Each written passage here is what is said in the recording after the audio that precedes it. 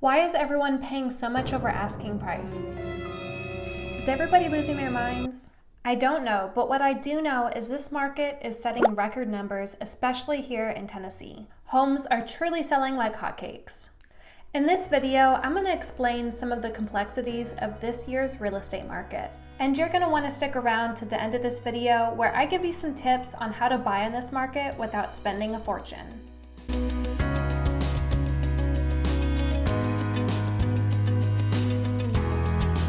Hey everyone, my name is Brenna. I'm a realtor with Simply Home in the Middle Tennessee area. And I love to hear from you guys, so feel free to text or call me about real estate questions, and you can find my information linked in the description below. I post weekly content all about Tennessee living, so go ahead and subscribe. Okay, so let's start off with how the market came to be like this. 2020 truly impacted the real estate market nationwide. According to the latest research, the U.S. real estate market has experienced a growth of $11.3 trillion and now stands at $33.6 trillion, which is equal to the combined GDP of the U.S. and China, the two largest economies in the world. There was an explosion of growth just in the last year, and there's no signs of it stopping this year. In the early months of 2021, home prices grew by nearly 20% compared to last year. So why is all of this growth happening? The low mortgage interest rates combined with the housing inventory shortage has made the market what it is today. And these two things feed into each other. People have more funds available to purchase a home due to the low interest rates, but they have to compete with the other buyers for the short supply of homes on the market. In fact, in the early months of 2021, the housing inventory was down nearly 30%. There simply aren't enough homes on the market to keep up with the buyer demand. This is what is causing the bidding wars that lead to the buyer paying a good portion over what the home will appraise for. So what does that mean for buyers and sellers in this current market? If you're a seller who wants to cash in on this crazy market, then go for it and maximize your earnings, but also be aware of what being a buyer is like in this market.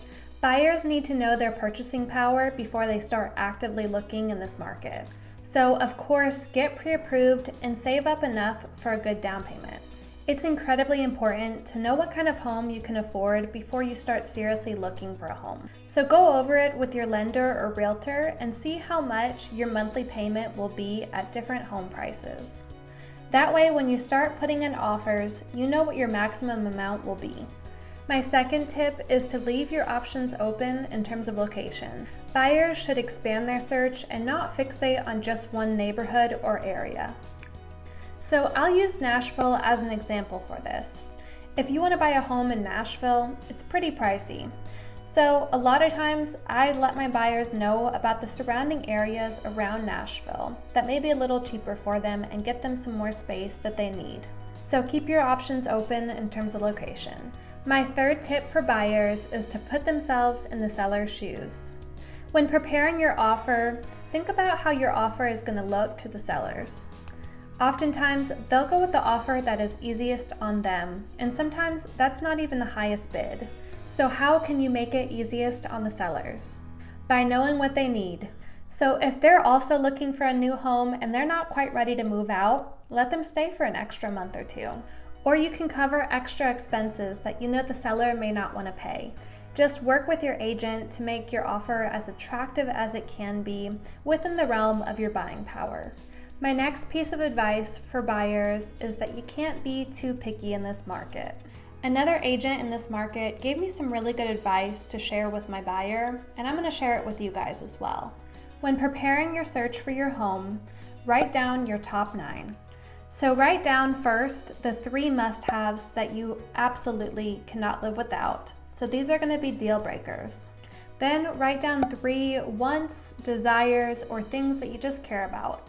And then lastly, write down 3 bonus items. These are items that would be nice to have, but you don't absolutely need them. So by writing down your top 9, you can see the things that are most important to you, as well as some things that you can compromise on. A must-have would be maybe being in a certain school zone, or maybe just being in a certain location that's going to be close to your work. Whereas a want or desire may be a fully fenced-in backyard. It can be something that was added along the way.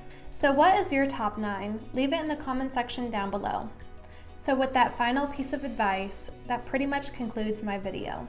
Wherever you're purchasing, just stay informed as much as you can be on the current market. Here in Tennessee, you can absolutely still find affordable housing with affordable living. And if you're buying a home in Tennessee, then go ahead and check out my video where I list the top 5 mistakes that Tennessee homebuyers make. I hope these tips were helpful. If you have any further questions, just leave them in the comment section down below. Thank you so much for watching. Don't forget to like and subscribe, and I will see you in the next video.